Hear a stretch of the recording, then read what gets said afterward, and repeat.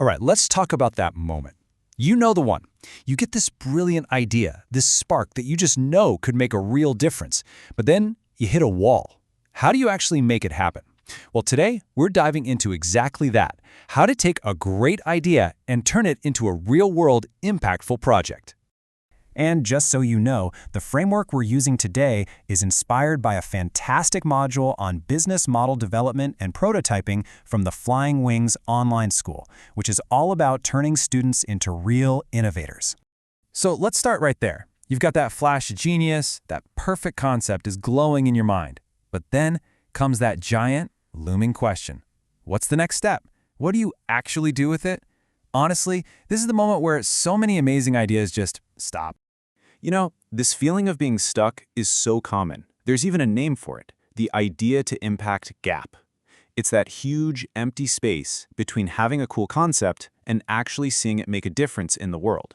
So, let's figure out why that gap even exists. Okay, here's a really important insight that might surprise you. Most ideas don't fail because they're bad ideas. Not at all. They stall because there's no clear plan to make them practical or sustainable or, actually tested in the real world. And this is the crucial turning point. The secret isn't to go desperately searching for an even better idea. Nope. The secret is to build a better plan for the brilliant idea you already have. It's about having a solid structure, not just a burst of inspiration. So, how in the world do we build that plan?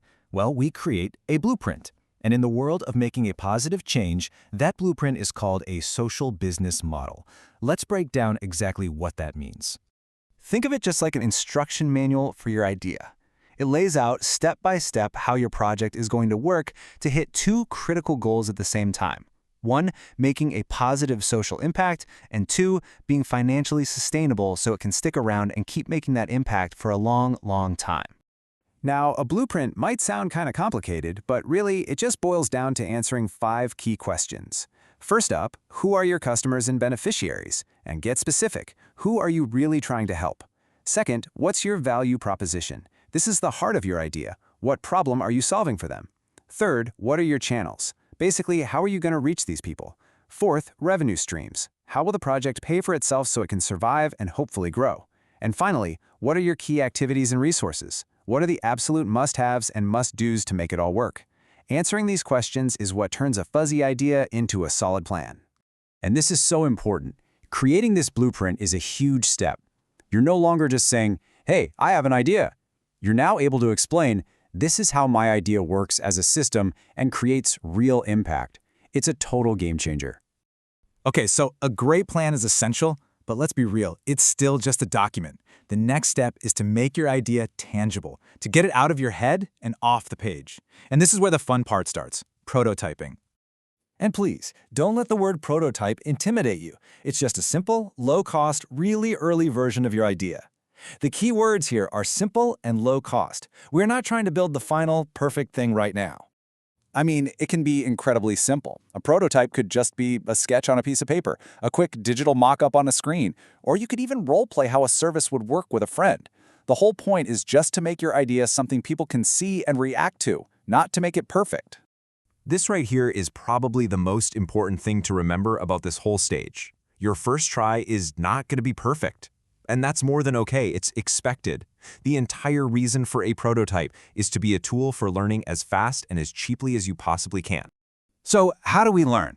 We get feedback. Once you have something, anything, that people can see and interact with, you can finally put it in front of them and see what they actually think.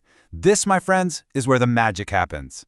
See, every great idea starts out as a bunch of assumptions. These are all the things we believe are true about our users and the problem we think we're solving. But feedback is evidence. It's that critical moment where our beliefs crash into reality, and it is absolutely essential for success. To get that feedback as fast as possible, we use something called an MVP, or minimum viable product. This is the absolute simplest version of your idea that still lets you learn from real users. The trick is to fight the urge to add all the cool features you think people want, and instead just focus on the bare minimum you need to test your biggest assumption. What's the least you can build to get that conversation started?